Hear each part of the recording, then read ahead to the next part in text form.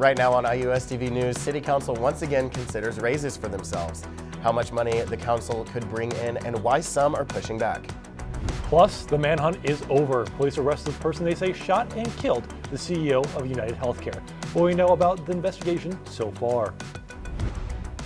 And after a months-long closure, Dunn Meadow is set to reopen when the university says the fences will come down. And as for us over here at the weather station, we've got snow, we've got colder temperatures, but we may have a warm-up. Stay tuned, we'll tell you more about it.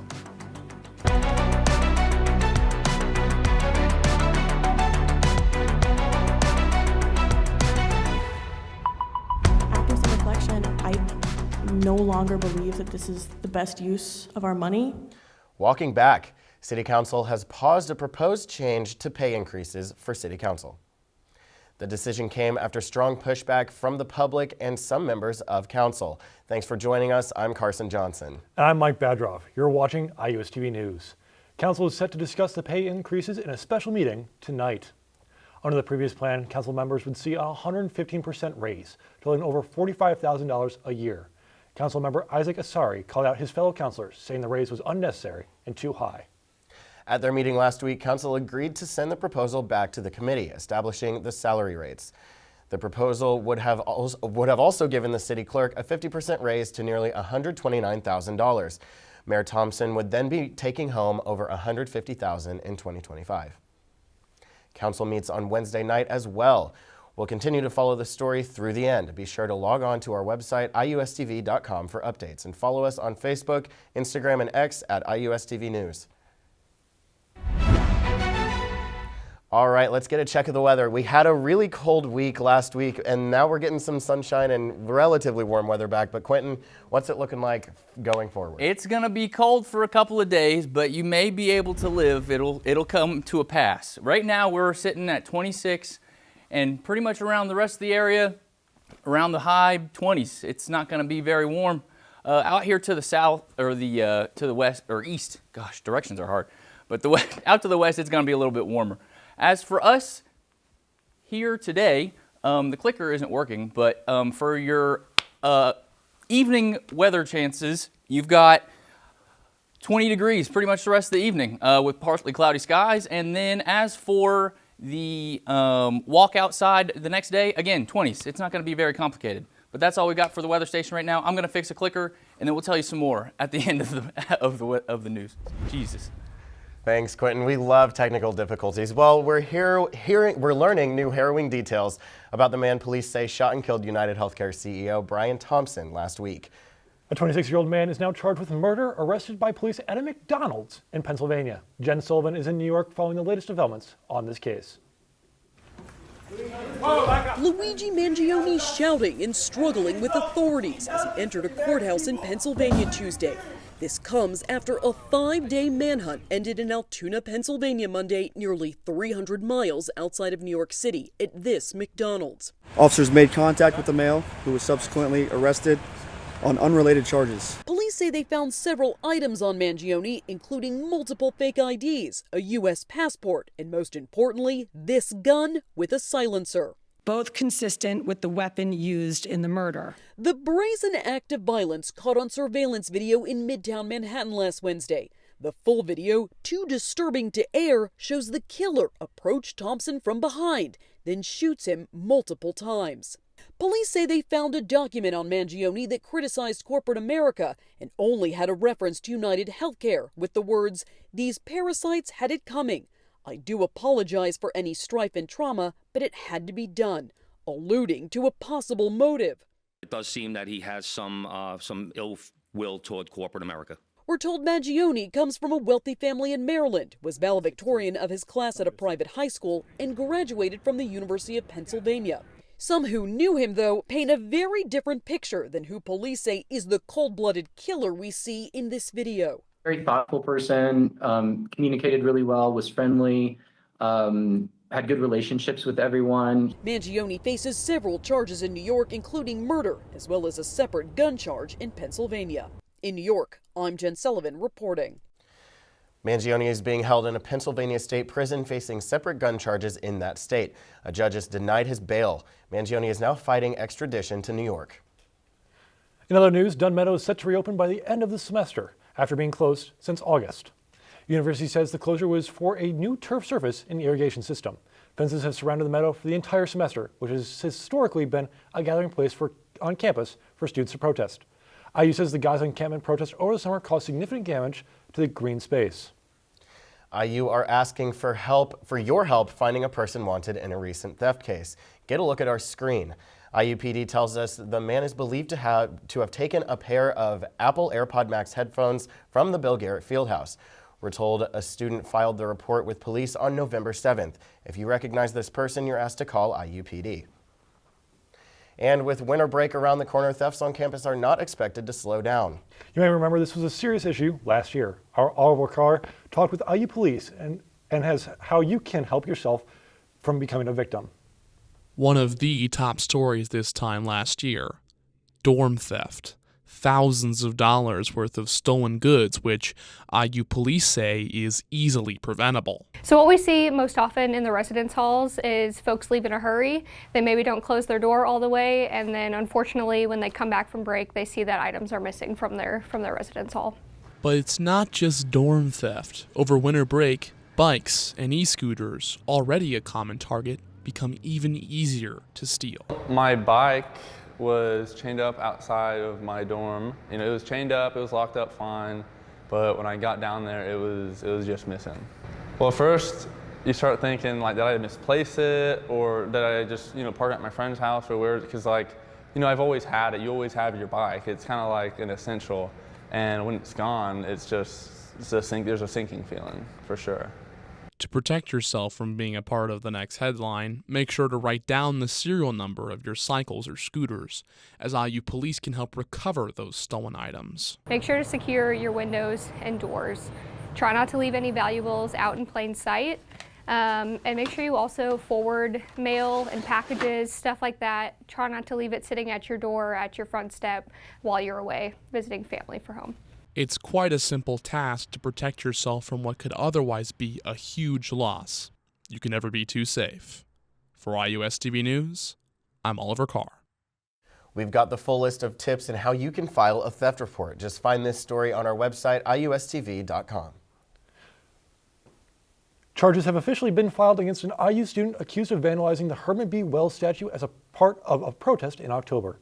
Luke Summers is charged misdemeanor criminal mischief. IU Police tells us the vandalism was reported October 7th. Summers allegedly put red paint and a Gaza flag on the statue and painted several bridges. Police conducted a search warrant on Summers' phone on October 10th. A search reportedly found pictures of the vandalism and location data that shows Summers was in the area. They are due back in court in February. IU's Palestinian Solidarity Committee criticized the arrest, saying in a statement to IUSTV News, quote, "This is only the latest in a series of attacks against our movement and our organizers. The IU administration has made it clear that they are willing to use a wide variety of methods to discourage students from speaking out.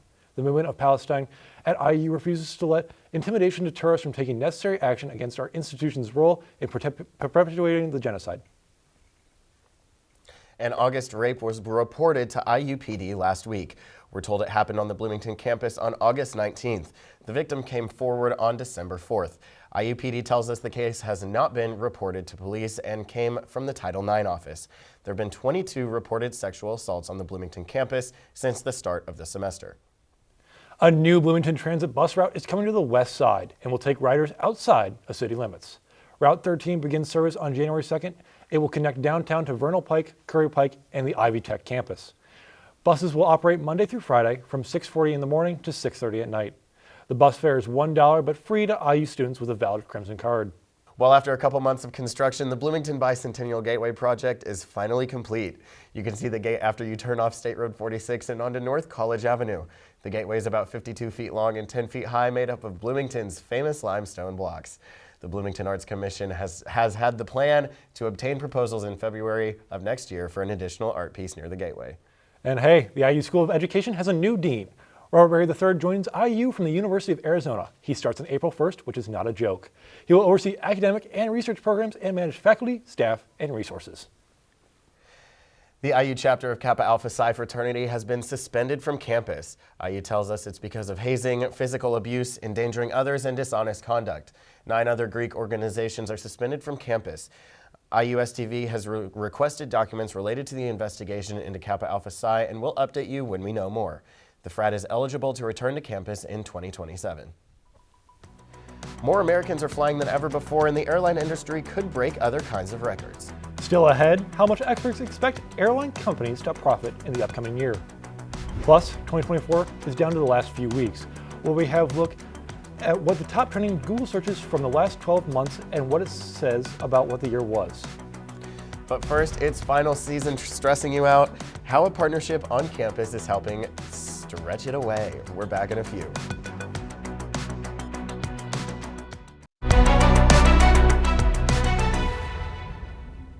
Academics, extracurriculars, and a social life. The lives of college students can undeniably get overwhelming. But as our Matt Vogel explains, an IU Union Board partnership looks to help ease the stress levels on campus.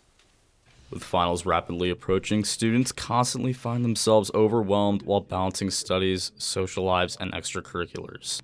That's why the IU Union Board partnered with Sky Campus Happiness to host a guided meditation in the IMU as the fall semester nears a close.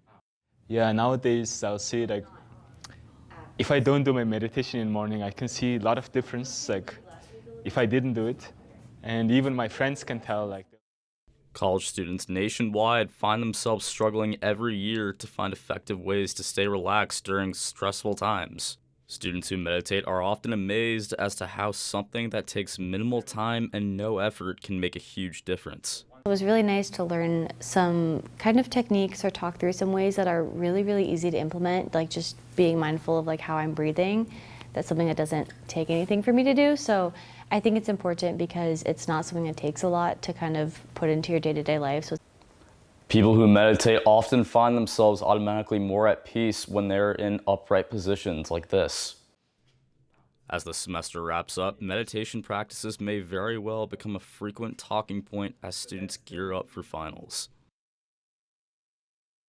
That was our Matt Vogel reporting. You can also get some de-stress help all week long at the Walter Career Center. There's a full list of College Care Week events on IU's website. The global airline industry could reach an historic milestone in the next year. The International Air Transport Association says airlines could rake in more than $1 trillion in revenue next year. This comes as passenger numbers could hit an all-time high of $5 billion. Airlines' average profit per passenger is expected to increase to around $7 next year. 18 months ago, the profit per passenger was just $2.25. And sports dominated Google's global year-end search list for 2024. 6 of the top 10 trending searches were sporting events. The top 2 searches were for soccer tournaments, the Copa America and the UEFA European Championship. They were followed by 2 cricket events. The Paris Olympics were number 9. Outside of sports, 3 of the top terms are people. Liam Payne, the One Direction singer who died this year, was number 5, followed by Donald Trump, who won re-election as president. Catherine, Princess of Wales, was number 10. The iPhone 16 came in at number 8. The U.S. election came in at number 1 on the list of top searches for 2024. TikTok is asking a federal appeals court to temporarily halt a law that could ban the social media platform in the U.S. It comes less than a week after an appeals court upheld the law that required TikTok to be sold off from its Chinese parent company. If not sold, the app will be banned in the country starting on January 19th. In Monday's emergency filing, the company asked for the law to be temporarily paused while it asks the Supreme Court to review the case. TikTok also said the ban would go into effect right before the inauguration, and President-elect Trump may block the ban himself. The company has asked the appeals court to decide on its request by December 16th.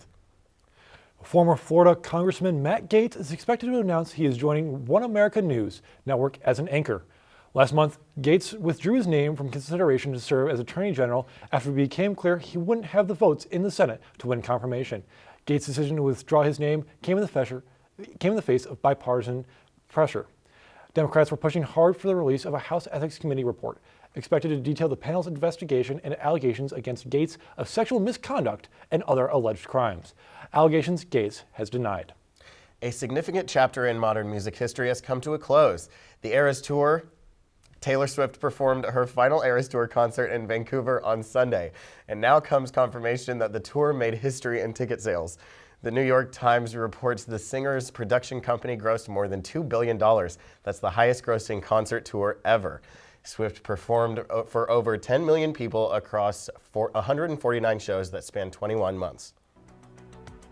Next on IUSTV News, it's the holiday season, but what gifts can you give the older loved ones in your life that can benefit their health? Hear from an expert in today's Health Minute.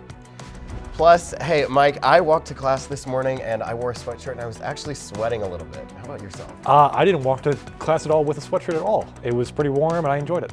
Well, I love warm weather, but I also love getting told about the weather, and Quentin has a check of the forecast on the other side of the break.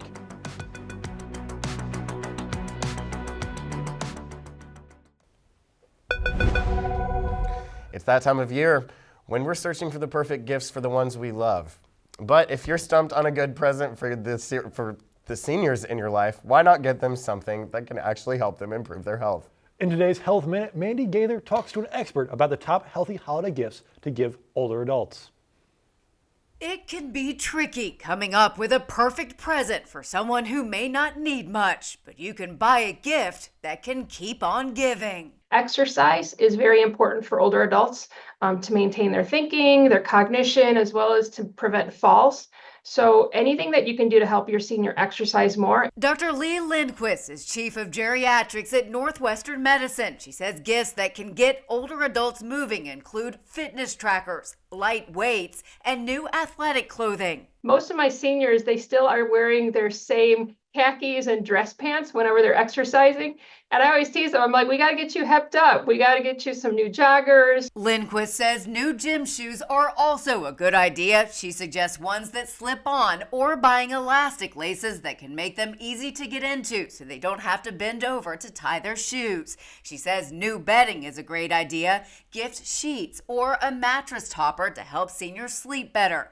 And since being social is a critical part of health, Lindquist says gift cards to restaurants or other places that can help get seniors out of the house are great. But she says part of this gift should also be taking them out to use their present.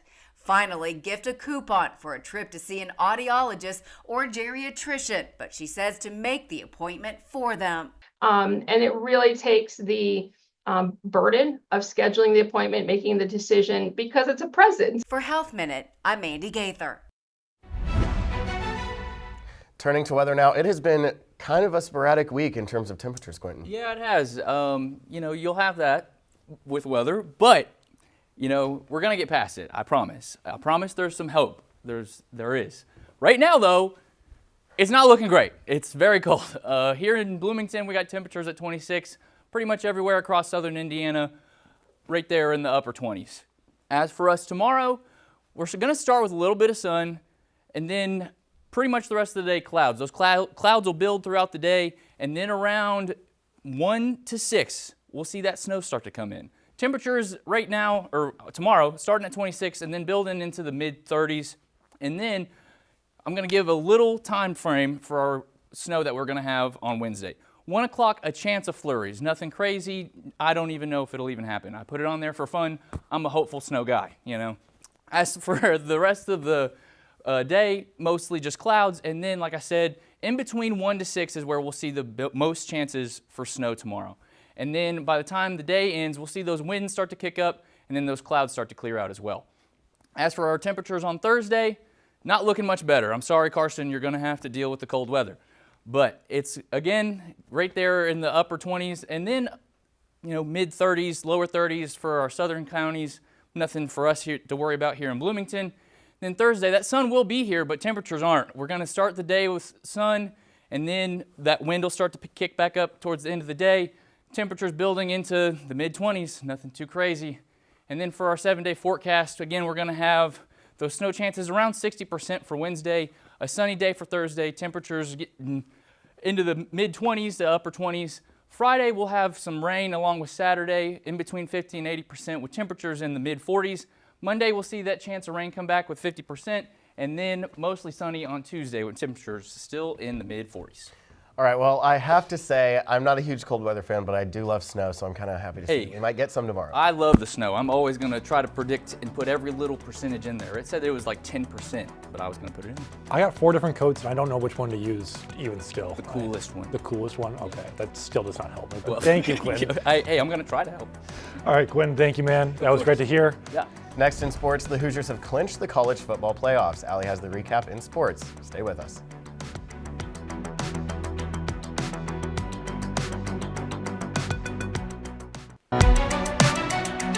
Indiana's historic 66-0 victory over Purdue has the Hoosiers riding high as the only team wearing crimson in the college football playoff. I'm Allie Holm, and here's a look at sports. Curtis Rourke threw for 349 yards and 6 touchdowns in a dominant performance, reclaiming the Old Oaken bucket and capping a school record of 11-win regular season. Now number 10 Indiana faces number 7 Notre Dame in South Bend on the college football playoff. The Irish, also 11-1, are on a 10-game win streak and boost a dual-threat quarterback, Riley Leonard, who's thrown for over 2,000 yards and rushed for 700 more. In what many would assume to be an in-state rivalry, actually isn't. IU hasn't played Notre Dame since 1991, and before that, 1958. The game is set for Friday, December 20th, with the winner earning a date with the SEC champion, Georgia Bulldogs, in the Sugar Bowl. Many Hoosier fans are fired up for the game, and now IU has moved up in the winter commencement time, so fans can make the game by nighttime in South Bend. IU went 2-0 last week, improving their record to 7-2 on the season as they start the conference play. IU played Sam Hudson State last Tuesday, winning 97-71. They were led scoring by Miles Rice with 19 points, with Malik Renaud posting a double-double with 18 points and 10 assists. Last Friday, IU played Miami of Ohio, winning 76-57 after being up only 3 points in the half. They were led in scoring by Malik Renaud, who put up 19 points and 7 rebounds. They also received help from Omar Ballo, who has his first double-double of the season with 14 points and 18 rebounds. IU is back in action tonight against the Golden Gophers. IU women are starting to look like their old selves with a comeback win over USI and a decisive win against Penn State. IU women played the University of Southern Indiana last Wednesday, winning 67-63. After being down 42-29 at the half, they came back to win, only letting USI score 21 points in the second half to IU's 38. Shea Sketsky led in scoring with 17 points, 3 of 5 from behind the arc. IU had a decisive win at Happy Valley on Saturday with a 15-point win, only trailing 3 times. Caroline Striplin led all scorers with 27 points off the bench. IU's back in action on Sunday against Bellarmine. And for the latest on all things IU sports, be sure to tune in each week to Hoosier Sports Night. You can catch it Thursdays on IUSTV. And that's all for sports. Back to you at the desk. Hey, thanks, Allie. And now, Quinn, I don't know what else you can tell us about the weather, but please I'll give it your go best through shot. it one last time if that's all right. That'd be wonderful. I can do that. So Wednesday we have those snow chances, temperatures in the mid-40s. And then Thursday that sun will come back with temperatures around 29. And then Friday and Saturday we'll see those rain chances come back. And then Friday through Sunday temperatures staying in the mid-40s. Monday rain chances come back with temperatures building up to 51. And then Tuesday back down into the mid-40s but mostly sunny. Quentin, thanks. Yeah. Thank you for watching IUSTV News. For more updates between newscasts, check out IUSTV.com and be sure to follow us on Facebook, Instagram, and X. We're back in the new year. See you then.